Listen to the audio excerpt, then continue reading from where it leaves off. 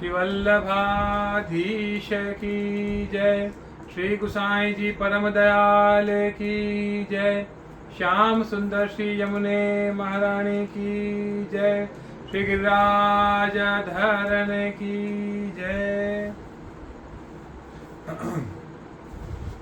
श्रीमद् भागवत प्रथम स्कंद। आज है 13वां अध्याय अथा त्रयोदशोध्याय। विदुर जी के उपदेश से धृतराष्ट्र और गांधारी का वन में जाना।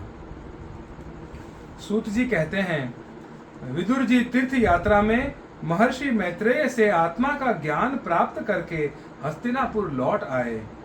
उन्हें जो कुछ भी जानने की इच्छा थी वह पूर्ण हो गई थी।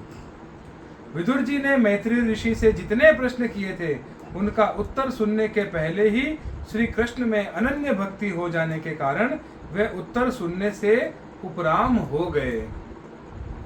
शौनक जी, अपने चाचा विदुर जी को आया देख धर्मराज युधिष्ठिर, उनके चारों भाई धृतराष्ट्र, युयुत्सु, संजय, कृपाचार्य, कुंती, गांधारी, द्रौपदी, सुभद्रा, उत्तरा, कृपि तथा पांडव परिवार के अन्य सभी नर नारी और अपने पुत्रों सहित दूसरी स्त्रियां सब के सब बड़ी प्रसन्नता से मानो मृत शरीर में प्राण आ गया हो ऐसा अनुभव करते हुए उनकी अगवानी के लिए सामने गए।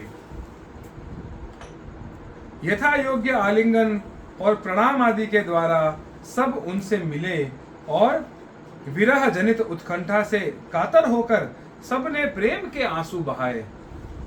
युधिष्ठिर ने आसन पर बैठाकर उनका यथोचित सत्कार किया। जब वे भोजन एवं विश्राम करके सुखपूर्वक आसन पर बैठे थे तब युधिष्ठिर ने विनय से झुककर सबके सामने ही उनसे कहा। युधिष्ठिर ने कहा, चाचा जी, जैसे पक्षी अपने अंडों को पंखों की छाया के नीचे रखकर उन्हें सेते और बढ़ाते हैं, वैसे ही आपने अत्यंत वात्सल्य से अपने कर कमलों की छत्र छाया में हम लोगों को पाला पोसा है। बार बार आपने हमें और हमारी माता को विषदान और लाक्षाग्रह के दाह आदि विपत्तियों से बचाया है। क्या आप कभी हम लोगों को भी याद करते रहे हैं? आपने पृथ्वी पर विचरण करते समय किस वृत्ति से जीवन निर्वाह किया? आपने पृथ्वी तल पर किन किन तीर्थों और मुख्य क्षेत्रों का सेवन किया? प्रभु, आप जैसे भगवान के प्यारे भक्त स्वयं ही तीर्थ स्वरूप होते हैं। आप लोग अपने हृदय में विराजमान भगवान के द्वारा तीर्थों को ही महातीर्थ बनाते हुए विचरण करते हैं। चाचा जी, आप तीर्थ यात्रा करते हुए द्वारका भी अवश्य ही गए होंगे। वहां हमारे सुहृद एवं भाई बंधु यादव लोग, जिनके एकमात्र आराध्य देव श्री कृष्ण हैं, अपनी नगरी में सुख से तो है ना? आपने यदि जाकर देखा नहीं होगा तो सुना तो अवश्य ही होगा। युधिष्ठिर के इस प्रकार पूछने पर विदुर जी ने तीर्थों और यदुवंशियों के संबंध में जो कुछ देखा, सुना और अनुभव किया था सब क्रम से बतला दिया। केवल यदुवंश के विनाश की बात नहीं कही। करुण हृदय विदुर जी पांडवों को दुखी नहीं देख सकते थे, इसलिए उन्होंने यह अप्रिय एवं असह्य घटना पांडवों को नहीं सुनाई, क्योंकि वह तो स्वयं ही प्रकट होने वाली थी। पांडव विदुर जी का देवता के समान सेवा सत्कार करते थे। वे कुछ दिनों तक अपने बड़े भाई धृतराष्ट्र की कल्याण कामना से सब लोगों को प्रसन्न करते हुए सुखपूर्वक हस्तिनापुर में ही रहे। विदुर जी तो साक्षात धर्मराज थे। मांडव्य ऋषि के शाप से ये 100 वर्ष के लिए शूद्र बन गए थे। इतने दिनों तक यमराज के पद पर अर्यमा थे और वही पापियों को उचित दंड देते थे। राज्य प्राप्त हो जाने पर अपने लोकपालों सरीखे भाइयों के साथ राजा युधिष्ठिर वंशधर परीक्षित को देखकर अपनी अतुल संपत्ति से आनंदित रहने लगे। इस प्रकार पांडव गृहस्थ के काम धंधों में रम गए और उन्हीं के पीछे एक प्रकार से यह बात भूल गए कि अनजान में ही हमारा जीवन मृत्यु की ओर जा रहा है। अब देखते देखते उनके सामने वह समय आ पहुंचा जिसे कोई टाल नहीं सकता। परंतु विदुर जी ने काल की गति जानकर अपने बड़े भाई धृतराष्ट्र से कहा, महाराज देखिए, अब बड़ा भयंकर समय आ गया है, झटपट यहाँ से निकल चलिए। हम सब लोगों के सिर पर वह सर्वसमर्थ काल मंडराने लगा है, जिसके टालने का कहीं भी कोई भी उपाय नहीं है। काल के वशीभूत होकर जीव का अपने प्रियतम प्राणों से भी बात की बात में वियोग हो जाता है। फिर धन जन आदि दूसरी वस्तुओं की तो बात ही क्या है। आपके चाचा, आपके ताऊ, भाई, सगे संबंधी और पुत्र सभी मारे गए। आपकी उम्र भी ढल चुकी, शरीर बुढ़ापे का शिकार हो गया। आप पराए घर में पड़े हुए हैं। ओह, इस प्राणी को जीवित रहने की कितनी प्रबल इच्छा होती है। इसी के कारण तो आप भीम का दिया हुआ टुकड़ा खाकर कुत्ते का सा जीवन बिता रहे हैं। जिनको आपने आग में जलाने की चेष्टा की, विष देकर मार डालना चाहा, भरी सभा में जिनकी विवाहिता पत्नी को अपमानित किया, जिनकी भूमि और धन छीन लिए, उन्हीं के अन्न से पले हुए प्राणों को रखने में क्या गौरव है। आपके अज्ञान की हद हो गई कि अब भी आप जीना चाहते हैं, परंतु आपके चाहने से क्या होगा। पुराने वस्त्र की तरह बुढ़ापे से गला हुआ आपका शरीर आपके न चाहने पर भी क्षीण हुआ जा रहा है। अब इस शरीर से आपका कोई स्वार्थ सधने वाला नहीं है। इसमें फंसिए मत, इसकी ममता का बंधन काट डालिए। जो संसार के संबंधियों से अलग रहकर उनके अनजान में अपने शरीर का त्याग करता है, वही धीर कहा गया है। चाहे अपनी समझ हो या दूसरे की समझाने से, जो इस संसार को दुख रूप समझकर इससे विरक्त हो जाता है और अपने अंतःकरण को वश में करके हृदय में भगवान को धारण कर संन्यास के लिए घर से निकल पड़ता है, वही उत्तम मनुष्य है। इसके आगे जो समय आने वाला है वह प्रायः मनुष्यों के गुणों को घटाने वाला होगा। इसलिए आप अपने कुटुंबियों से छिपकर उत्तराखंड में चले जाइए। जब छोटे भाई विदुर ने अंधे राजा धृतराष्ट्र को इस प्रकार समझाया, तब उनकी प्रज्ञा के नेत्र खुल गए। वे भाई बंधुओं के सुदृढ़ स्नेह पाशों को काटकर अपने छोटे भाई विदुर के दिखलाए हुए मार्ग में चल पड़े। जब परम पतिव्रता सुबल नंदिनी गांधारी ने देखा कि मेरे पतिदेव तो उस हिमालय की यात्रा कर रहे हैं जो सन्यासियों को वैसा ही सुख देता है जैसा वीर पुरुषों को लड़ाई के मैदान में अपने शत्रु के द्वारा किए हुए न्यायोचित प्रहार से होता है, तब वह भी उनके पीछे पीछे चल पड़ी। अजात शत्रु युधिष्ठिर ने प्रातः काल संध्या वंदन तथा अग्निहोत्र करके ब्राह्मणों को नमस्कार किया और उन्हें तिल, गौ, भूमि और सुवर्ण का दान दिया। इसके बाद जब वे गुरुजनों की चरण वंदना के लिए राजमहल में गए, तब उन्हें धृतराष्ट्र, विदुर तथा गांधारी के दर्शन नहीं हुए। युधिष्ठिर ने उद्विग्न चित्त होकर वहीं बैठे हुए संजय से पूछा, संजय, मेरे वे वृद्ध और नेत्रहीन पिता धृतराष्ट्र कहाँ हैं? पुत्र शोक से पीड़ित दुखिया माता गांधारी और मेरे परम हितैषी चाचा विदुर जी कहाँ चले गए? ताऊ जी अपने पुत्रों और बंधु बांधवों के मारे जाने से दुखी थे।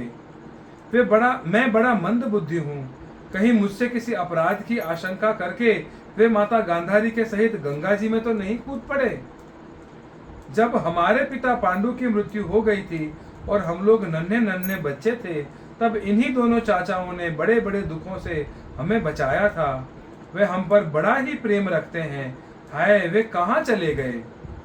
सूत जी कहते हैं, संजय अपने स्वामी धृतराष्ट्र को न पाकर कृपा और स्नेह की विकलता से अत्यंत पीड़ित और विरहातुर हो रहे थे। वे युधिष्ठिर को कुछ उत्तर न दे सके। फिर धीरे धीरे बुद्धि के द्वारा उन्होंने अपने चित्त को स्थिर किया। हाथों से आंखों के आंसू पोंछे और अपने स्वामी धृतराष्ट्र के चरणों का स्मरण करते हुए युधिष्ठिर से कहा। संजय बोले, कुलनंदन, मुझे आपके दोनों चाचा और गांधारी के संकल्प का कुछ भी पता नहीं है। महाबाहो, मुझे तो उन महात्माओं ने ठग लिया। संजय इस प्रकार कह ही रहे थे कि तुम्बुरु के साथ देवर्षि नारद जी वहां आ पहुंचे। महाराज युधिष्ठिर ने भाइयों सहित उठकर उन्हें प्रणाम किया और उनका सम्मान करते हुए बोले। युधिष्ठिर ने कहा, भगवान, मुझे अपने दोनों चाचाओं का पता नहीं लग रहा है। न जाने वे दोनों और पुत्र शोक से व्याकुल तपस्विनी माता गांधारी यहाँ से कहाँ चले गए हैं। भगवान, अपार समुद्र में कर्णधार के समान आप ही हमारे पारदर्शक हैं। तब भगवान के परम भक्त भगवन्मय देवर्षि नारद ने कहा, धर्मराज, तुम किसी के लिए शोक मत करो, क्योंकि यह सारा जगत ईश्वर के वश में है। सारे लोक और लोकपाल विवश होकर ईश्वर की ही आज्ञा का पालन कर रहे हैं। वही एक प्राणी को दूसरे से मिलाता है और वही उन्हें अलग भी करता है। जैसे बैल बड़ी रस्सी में बंधे और छोटी रस्सी से नथे रहकर अपने स्वामी का भार ढोते हैं, उसी प्रकार मनुष्य भी वर्णाश्रम आदि अनेक प्रकार के नामों से वेद रूप रस्सी में बंधकर ईश्वर की ही आज्ञा का अनुसरण करते हैं।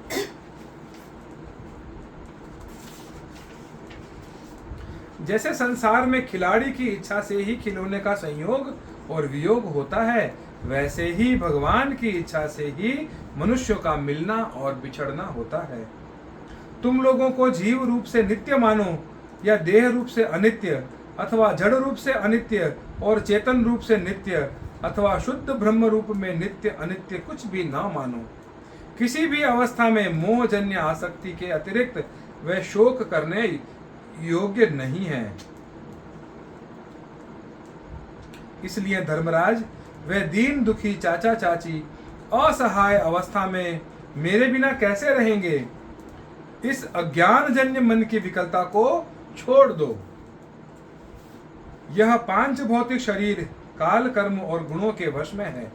अजगर के मुंह में पड़े हुए पुरुष के समान यह पराधीन शरीर दूसरों की रक्षा क्या ही कर सकता है। हाथ वालों के बिना हाथ वाले, चार पैर वाले पशुओं के बिना पैर वाले, और उनमें भी बड़े जीवों के छोटे जीव आहार हैं। इस प्रकार एक जीव दूसरे जीव के जीवन का कारण हो रहा है। इन समस्त रूपों में जीवों के बाहर और भीतर वही एक स्वयं प्रकाश भगवान, जो संपूर्ण आत्माओं के आत्मा है, माया के द्वारा अनेकों प्रकार से प्रकट हो रहे हैं। तुम केवल उन्हीं को देखो। महाराज, समस्त प्राणियों को जीवन दान देने वाले वे ही भगवान इस समय इस पृथ्वी तल पर देवद्रोहियों का नाश करने के लिए काल रूप से अवतीर्ण हुए हैं। अब वे देवताओं का कार्य पूरा कर चुके हैं, थोड़ा सा काम और शेष है, उसी के लिए वे रुके हुए हैं। जब तक वे प्रभु यहाँ हैं, तब तक तुम लोग भी उनकी प्रतीक्षा करते रहो। धर्मराज, हिमालय के दक्षिण भाग में जहाँ सप्तर्षियों की प्रसन्नता के लिए गंगा जी ने अलग अलग 7 धाराओं के रूप में अपने को 7 भागों में विभक्त कर दिया है, जिसे सप्त स्रोत कहते हैं, वही ऋषियों के आश्रम पर धृतराष्ट्र अपनी पत्नी गांधारी और विदुर के साथ गए हैं। वहां वे त्रिकाल स्नान और विधि पूर्वक अग्निहोत्र करते हैं। अब उनके चित्त में किसी प्रकार की कामना नहीं है। वे केवल जल पीकर शांत चित्त से निवास करते हैं। आसन जीतकर प्राणों को वश में करके उन्होंने अपनी 6 इंद्रियों को विषयों से लौटा लिया है। भगवान की धारणा से उनके तमोगुण, रजोगुण और सत्वगुण के मल नष्ट हो चुके हैं। उन्होंने अहंकार को बुद्धि के साथ जोड़कर और उसे क्षेत्रज्ञ आत्मा में लीन करके उसे भी महाकाश में घटाकाश के समान सर्वाधिष्ठान ब्रह्म में एक कर दिया है। उन्होंने अपनी समस्त इंद्रियों और मन को रोककर समस्त विषयों को बाहर से ही लौटा दिया है और माया के गुणों से होने वाले परिणामों को सर्वथा मिटा दिया है। समस्त कर्मों का संन्यास करके वे इस समय ठूंठ की तरह स्थिर होकर बैठे हुए हैं। अतः तुम उनके मार्ग में विघ्न रूप मत बनना। धर्मराज, आज से 5वें दिन वे अपने शरीर का परित्याग कर देंगे और वह जलकर भस्म हो जाएगा। गाध पद्यादि अग्नियों के द्वारा पर्णकुटी के साथ अपने पति के मृतदेह को जलते देखकर बाहर खड़ी हुई साध्वी गांधारी भी पति का अनुगमन करती हुई उसी आग में प्रवेश कर जाएंगी। धर्मराज, विदुर जी अपने भाई का आश्चर्यमय मोक्ष देखकर हर्षित और वियोग देखकर दुखित होते हुए वहां से तीर्थ सेवन के लिए चले जाएंगे। देवर्षि नारद ऐसा कहकर तंबूर के साथ स्वर्ग को चले गए। धर्मराज युधिष्ठिर ने उनके उपदेशों को हृदय में धारण करके शोक को त्याग दिया। इति श्रीमद्भागवते महापुराणे पारमहंस्यां संहितायां प्रथम स्कंधे नैमिषीयोपाख्याने त्रयोदशोऽध्यायः। अगले वाले अध्याय में हम पढ़ेंगे कि अपशकुन देखकर महाराज युधिष्ठिर का शंका करना और अर्जुन का द्वारका से लौटना। ये अगले अध्याय में पढ़ेंगे। श्री वल्लभाधीश की जय। श्री गोसाई जी परम दयाल की जय। श्याम सुंदर श्री यमुने महारानी की जय। श्री गिरिराज धरन की जय।